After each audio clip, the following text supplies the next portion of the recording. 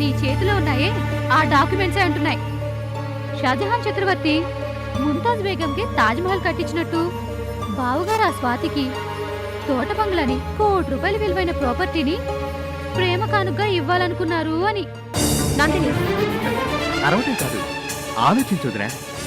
నీకు కూడా తెలియకుండా అన్నయ్య ₹1,00,00,000 విలువైన ప్రాపర్టీని ఆ స్వాతి పేరు మీద కొనాలనుకున్నాడు అంటే ఏంటర్థం? వాళ్ళిద్దరి మధ్య అక్రమ సంబంధం ఉంది అన్నట్టేగా. సురేంద్ర, చిచి, మీ అన్నయ్య గురించి అంత నీచంగా మాట్లాడడానికి మీకు సిగ్గులేదు? సరే, నాకు సిగ్గులేదు, ఒప్పుకుంటాను. పోనీ నువ్వు చెప్పు, ఏ కారణం లేకుండా కట్టుకున్న భార్య కూడా చెప్పకుండా ఓ మగాడు ₹1,00,00,000 ప్రాపర్టీని మరో ఆడదానికి ఎందుకు కొని పెడతాడు? అదే ఆడదాన్ని ఆయగా తెచ్చి ఇంట్లో ఎందుకు పెట్టుకుంటాడు? పని మనిషిలా చూడాల్సిన దాన్ని స్వాతి స్వాతి అంటూ ప్రేమగా ఎందుకు పలకరిస్తాడు చెప్పు? మా ఆయన 5 ఎకరాలు రాసివ్వంటేనే గెటౌట్ అని కోపంగా తిట్టిన బావగారు ఏ సంబంధం లేకుండానే ₹1,00,00,000 ప్రాపర్టీని ఆ స్వాతికి సీక్రెట్ గా రాసివ్వాలనుకుంటారా? మేనేజింగ్ డైరెక్టర్ హోదాలు బిజినెస్ చూస్తున్న దానివి చెప్పుదురా. పనిచేసే వర్కర్స్ కి జీతం మాత్రమే ఇస్తారు.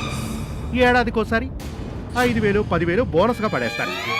కానీ ₹1,00,00,000 ప్రాపర్టీని ఎందుకు ఇస్తారు? ఏ పని చేసినందుకు ఇస్తారు? ఇంకేం పని? అదే పని. పాపం మా అక్క జబ్బు మనిషి కదా, ఎంత ప్రేమ ఉంటే మాత్రం బావగారు మగాడు కదా ఏంటి?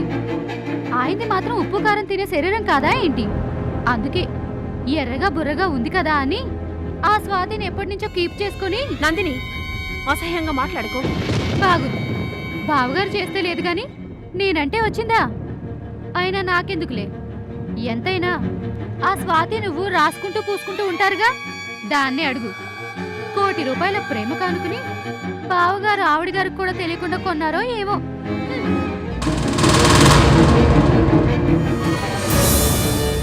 వదిలే, అన్నయ్య సంగతి నాకంటే నీకే బాగా తెలుసు. ₹100 ఇవ్వాల్సిన చోట ఖచ్చితంగా ₹100 ఇస్తాడు. ₹1 కూడా ఎవరికి ఎక్కువ ఇవ్వడు. అంత నిక్కచ్చి మనిషి. ₹1,00,00,000 ప్రాపర్టీ, 40 లక్షల అడ్వాన్స్, అది కూడా సీక్రెట్గా. ఎందుకంటా నచ్చిన ఆడదానికి నజరానగా రాజ్యాన్ని రాసిచ్చిన మగాళ్ళున్నారు. పొందిన సుఖానికి ప్రతిఫలంగా పాపం మా అన్నయ్య చేసింది అంత తప్పేమీ కాదు, క్షమించేయచ్చు కదూ?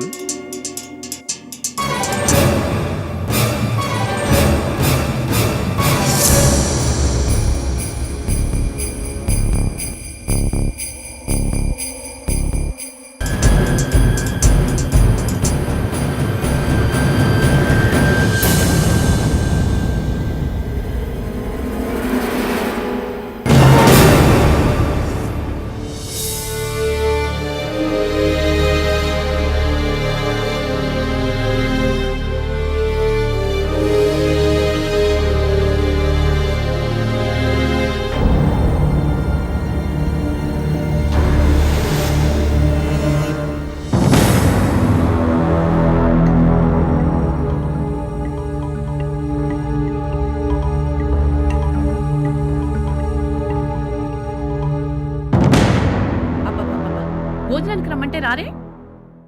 నాకక్కర్లేదు, నువ్వు తినేయ్. ఏంటి, ఆకలిగా లేదా? కడుపు నిండిపోయింది.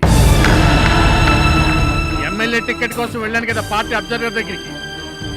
ఆయన గారి చెప్పుతో కొట్టాడు పెట్టాడు గడ్డి, అందుకు కడుపు నిండిపోయింది. అయ్యో, అయ్యేం మాటలండి? మరి ఇంకెలా మాట్లాడాను? ఇంత బతుకు బతికి ఇంటెనకాల చచ్చినట్టు నీ కొడుకు చేసే నిర్వాకానికి అడ్డం అయిన వాళ్ళ ముందు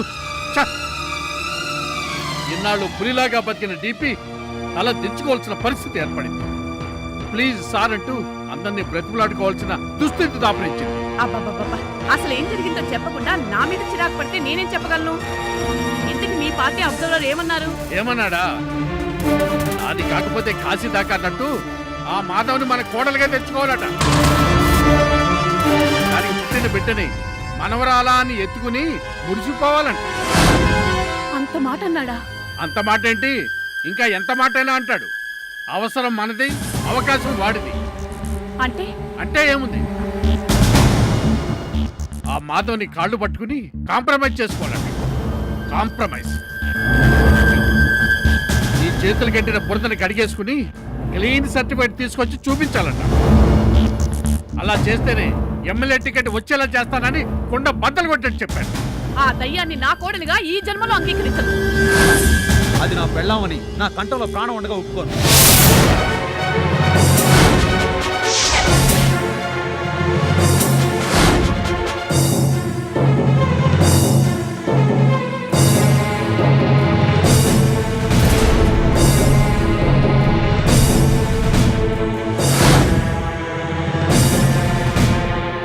ఒప్పుకోకపోతే నా ఎమ్మెల్యే టికెట్ గోవింద కొడుతుంది. డాడీ, అంటే మీ ఎమ్మెల్యే టికెట్ కోసం మన మీద కత్తి కట్టిన ఆ మాధవని మీరు కోడలుగా చేసుకుంటారా? షటప్. చాలు.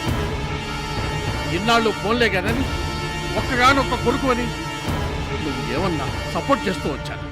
కానీ అంటే అసలేంటి మీ ఉద్దేశం? సదుద్దేశమే శోభ. యుద్ధం చేసి గెలలేనప్పుడు సంధి చేసుకోవడం తప్ప మరో మార్గమే లేదు.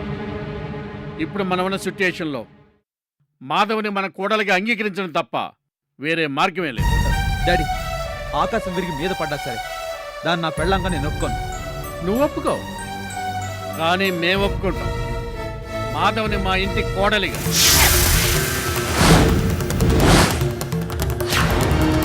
ఏమండి? అవును శోభ, అలా చేస్తేనే మన పెద్దరికం నిలబడుతుంది, అన్ని రకాలుగా లాభంగానూ ఉంటుంది. మనం ఒప్పుకోవడం సరే, ఇంత జరిగాక ఆ పిల్ల ఒప్పుకుంటుందా అని. మమ్మీ, ఏం నువ్వు కూడా అది ఒప్పుకుంటే?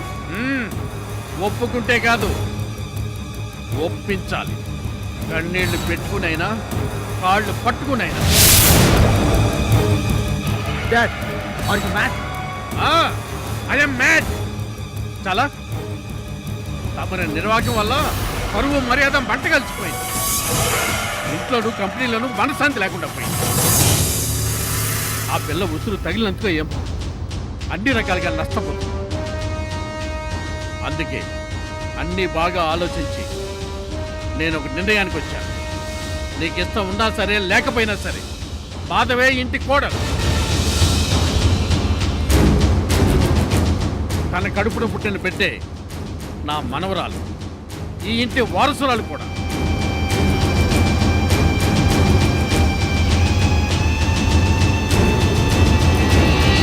డాడీ, మీరంత మొండిగా మాట్లాడితే నా నిర్ణయం కూడా చెప్తాను, వినండి. దాన్ని కనుక మీరు ఇక్కడికి తీసుకొస్తే నెక్స్ట్ డేనే నేను ఇంట్లో నుంచి వెళ్ళిపోతాను. అలాగే వెళ్ళు, ఎక్కడికి వెళ్తున్నావని కూడా అడగను. శోభా, నీ ఒపీనియన్ చెప్పు. నా మాటకి నువ్వైనా కట్టుబడి ఉంటావా లేదా? ఉంటాను. మమ్మీ, ఏంటి నువ్వు కూడా? వాడు అలాగే అరుస్తుంటాడు కానీ పద వెడదాం. ఎక్కడికి? మా కోడల దగ్గరికి పద శోభ.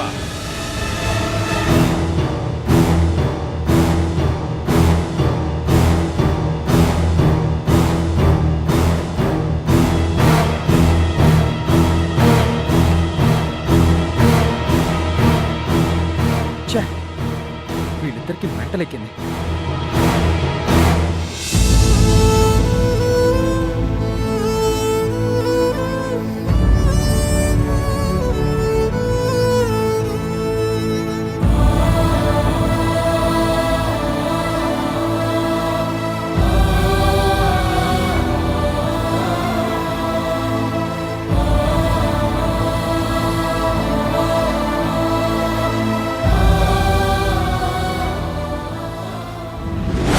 జాలిని సానుభూతిని చూపించి నాకు దగ్గరైపోయి నా భార్యగా చలామణి అవ్వాలని కలలు కంటున్నావేమో. అది ఈ జన్మలో జరగదు.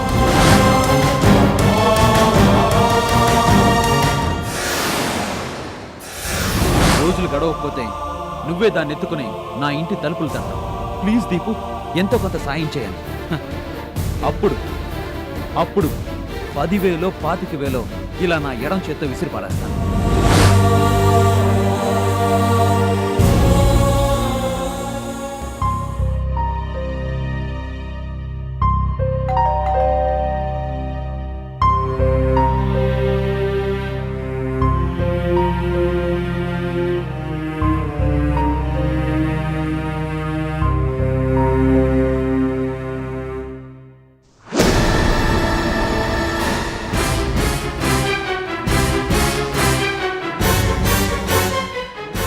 అమ్మగారు బాగున్నారా? మా కోడలు మాధవి ఇంట్లోనే ఉందా? ఏంటి నా మనవరాలు మీ కోడలా? హ, ఇదెప్పటి నుంచి? అంటే మా మనవరాలు పుట్టాక కూడా మీ మనవరాల్ని మా కోడలుగా ఎలా అనుకోకుండా ఉంటాం చెప్పండి?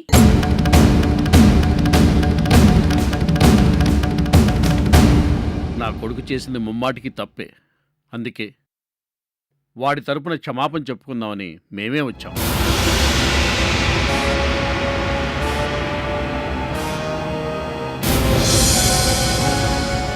మీరు పెద్దవారు, ఎంతో అనుభవం ఉన్నవారు.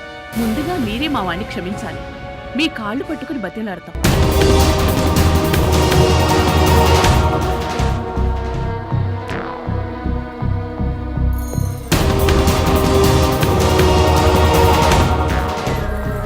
అమ్మా సుశీలమ్మ, నా కొడుకే కాదు, మేం కూడా మాధవని ఎంతో కష్టపెట్టాం.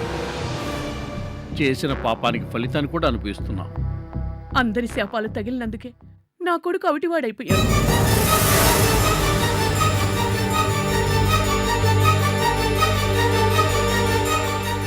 అహంభావంతో నిన్ను కాదన్నందుకు మాకు తగిన శాస్త్ర జరిగింది. చాలా ఆలస్యంగా మా కళ్ళు తెచ్చుకున్నాం.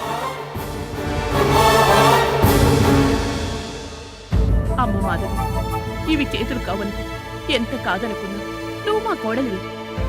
మా వంశాంకురానికి జన్మనిచ్చిన దేవతవే. అందుకనే మా మనవరాలు ఒకసారి చూసి వెళ్దామని వచ్చాం. శోభా,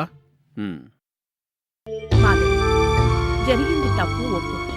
అదంతా ఓ పీడకలనుకొని అందరం మర్చిపోదాం. నువ్వు కోప్పండంటే ఒక్కసారి నా మనవరాల్ని చూపించవు?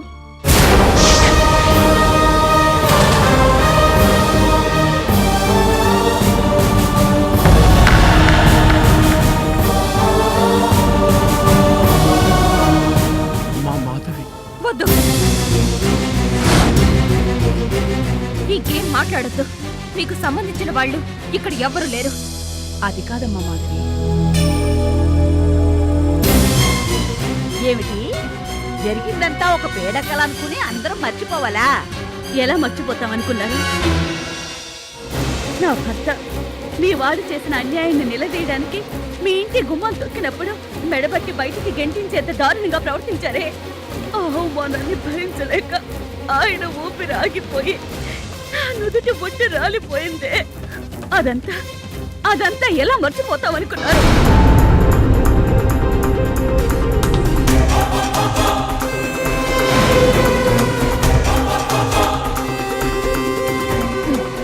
అయినా కూడా దుర్మార్గుడైన మీ కొడుకు నేను నిజంగానే మారిపోయాను, నన్ను నమ్మండి అని కళ్ళపొల్లి కబుర్లు చెప్పి దాని కడుపులో ఉన్న పిండాన్ని కడుపులోనే కరిగించేయాలన్నంత కక్ష కట్టి ఎంత గొప్పగా నటించాడు. అదంతా కూడా మర్చిపోవాలా బాబు? అడుగడుగునా నా కూతుర్ని నరకయాత్రకి గురి చేసి చివరికి దాన్ని అంతం చేయాలని కూడా కుట్ర పన్నారే. కడుపుతో ఉన్న ఆడపిల్లనే కనికరం కూడా లేకుండా కిరాతకుల్లా ప్రవర్తించారే. అదంతా కూడా మర్చిపోగలమంటారా? చూడండి, మీకు నా ఇంటి గుమ్మం తొక్కేంత అర్హత కూడా లేదని నాకు తెలుసు. అయినా ఇంతసేపు సహనంగా ఎందుకు ఆగానో తెలుసా? నేను మనిషిని కాబట్టి, మీలాంటి మానవ రూపంలో ఉన్న మృగాన్ని కాదు కాబట్టి. Madhavi, Shut up! ఇంకొక్క మాట మాట్లాడినా కోడలు మనవరాలు అంటూ వరుసలు కలపాలని చూసినా నేనేం చేస్తానో నాకే తెలీదు. అది కాదమ్మా, ఎంతైనా మనం మనం ఏమవుతాం? ఎవరికి ఎవరు ఏమీ కావు అని మీరు కోర్టులో కూడా నిరూపించారు కదా. నా కడుపులో బిడ్డకి మీ కొడుక్కి ఎలాంటి సంబంధం లేదని DNA టెస్టులు చేయించి మరి ఈ ప్రపంచం మొత్తానికి చట్టపరంగా చాటి చెప్పారు కదా. ఇంకా సిగ్గు లేకుండా ఏ మొహం పెట్టుకుని వచ్చారు?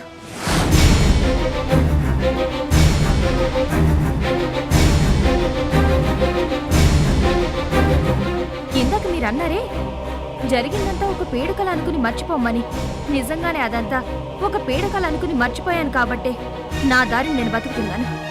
మళ్ళీ కొత్తగా వరుసలు కలిపి సరికొత్త నాటకం ఆడాలనుకుంటే నమ్మేందుకు ఇక్కడెవరు సిద్ధంగా లేరు. మాధవి, నువ్వు ఆవేశంలో ఉన్నట్టున్నావు. మేము మరోసారి వస్తాం, కానీ ఒక్కసారి నా మనవరాలను చూసి వీల్లేదు. నా బిడ్డను ముట్టుకునే అర్హత కూడా మీకు లేదు. మీలాంటి దుర్మార్గుల నీడ కూడా నా బిడ్డ మీద పడ్డానికి వీల్లేదు. వెళ్ళిపోండి. Get out.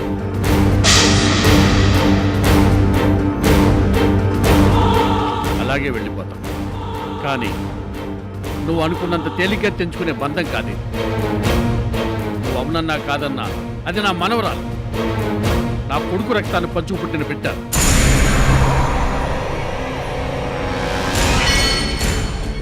దానికోసం మేము ఎన్నిసార్లైనా వస్తాం, ఎన్ని మాటలైనా మేము భరిస్తాం. కానీ ఒక్క మాట గుర్తుంచుకో మాత్రం, ఈరోజు నువ్వు కాదన్న నోటితోనే ఏనాటికైనా నువ్వు అవును అని ఒప్పుకోక తప్పదు. ఎందుకో తెలుసా? దీపక్ నీ మెళ్ళో తాలి కట్టింది నిజం, వాడితో నువ్వు బతుకులు పంచుకున్నావు అన్నది కూడా నిజం. నీ బిడ్డకి జన్మనిచ్చింది నా కొడుకు, నీ బిడ్డ శరీరంలో ప్రవహిస్తున్నది నా కొడుకు రక్తం అనేది కూడా నువ్వు కాదని లేనంత పచ్చి నిజం.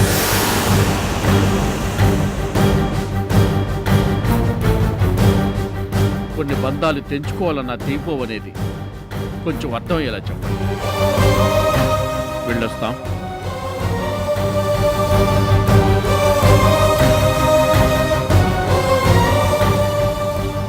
మాధవి, నా మనవరాలు జాగ్రత్త. పచ్చి బాలింతరాలు, నీ ఆరోగ్యం కూడా జాగ్రత్త. వెళ్ళొస్తానమ్మా. వెళ్ళొస్తానండి.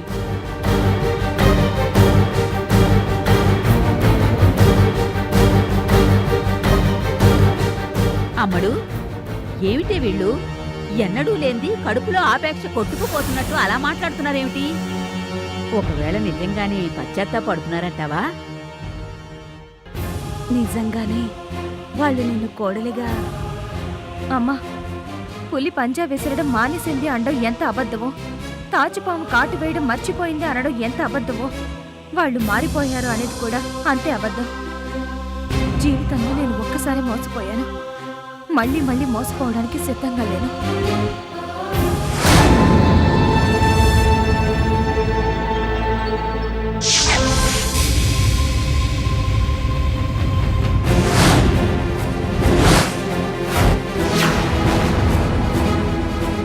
What dad?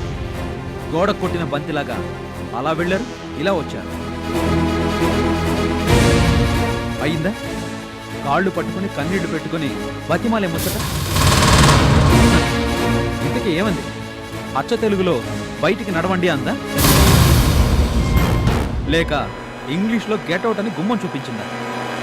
దీపక్, ఏం మమ్మీ, జరిగిందంతే కదా, అందుకేగా ఇద్దరు మూడవుట్లు దిగారు. దీపక్, అసలు ఇలా జరగడానికి కారణం నువ్వు కాదు, మొత్తం నాశనం చేసావు కదరా. డాడీ, అవునరా, ఇప్పుడు ఆ పిల్ల కన్నీళ్లు పెట్టుకున్నా కరిగేలా లేదు, కాళ్ళు పట్టుకున్నా కనికిరించేలా లేదు. డాడ్, ఏం మాట్లాడుతున్నారు మీరు? ఆఫ్టర్ ఆల్ అది కనికరించేదేంటి? రేయ్, ఆ పిల్ల కనికిరిస్తేనేరా, కోడలుగా ఇంట్లో అడుగు పెడితేనేరా ఇన్నేళ్లుగా నేను ఎదురు చూస్తున్నా ఆ ఎమ్మెల్యే టికెట్ నాకు దక్కేది, నా రాజకీయ భవిష్యత్తుకి బంగారు పాట పడేది. లేకపోతే ఏది ఉండదు. దీపక్, మీ డాడీ మాట వినరా? జరిగిందేదో జరిగిపోయింది. ఎంతైనా ఆ మాధవి నీతో బతుకు పంచుకోవాల్సిన పిల్ల, దానికి పుట్టిన బిడ్డ నీ బిడ్డ, నీ రక్తం రా.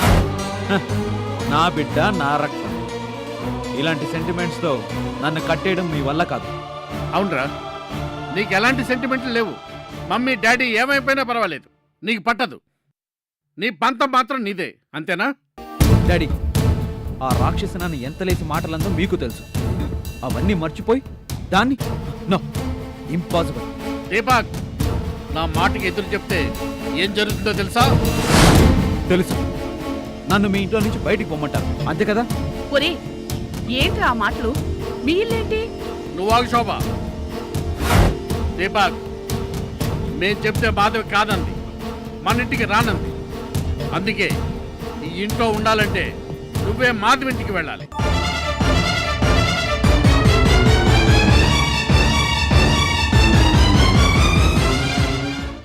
ఇటు జయంతికి చెప్పలేక, అటు స్వాతిని ఒప్పించలేక నాలో నేనే నలిగిపోతున్నాను.